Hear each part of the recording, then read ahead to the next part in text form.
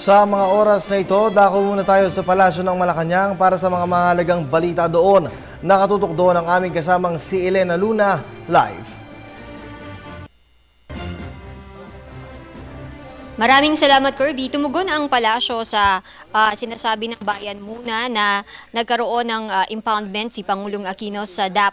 Ayon kasi sa bayan muna, noong senador pa lamang ang Pangulo ay isinusulong nito ang hindi pagkakaroon ng impoundment. Pero nang maging Pangulo siya, ay ginawa rin niya ang ginawa ng dating administrasyon. Itinanggi ito ni Deputy Presidential Spokesperson Abigail Valte at itinuro ang bahagi ng desisyon ng Korte Suprema na hindi nagkaroon ng impoundment sa DAP.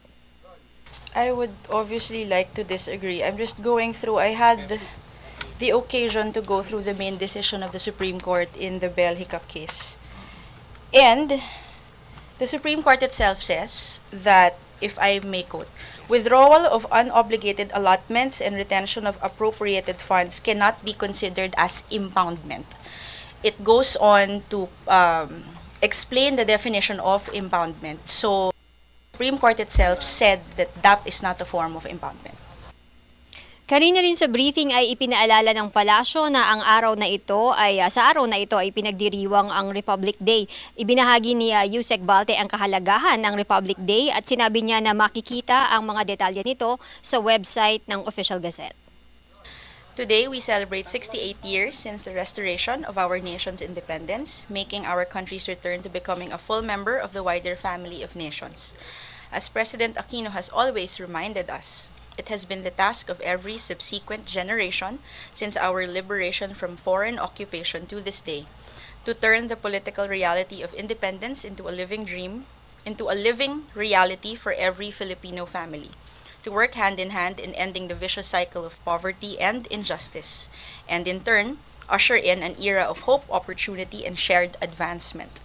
Over the past 6 decades since the restoration of our republic, we have tried to realize this promise of nationhood, going through 4 constitutions, witnessing 11 presidencies, and constantly striving to empower our fellow men, so that they may enjoy the fullest measure of their rights, as well as fulfill their obligations to our nation as responsive, honest, and productive citizens. On this important day, may we take the time as a people to reconsecrate ourselves in service to our nation based on the principles of integrity, solidarity, and sincere sacrifice. Lastly, on this occasion, we invite the public to visit the special page of Republic Day on the Official Gazette, found on www.gov.ph.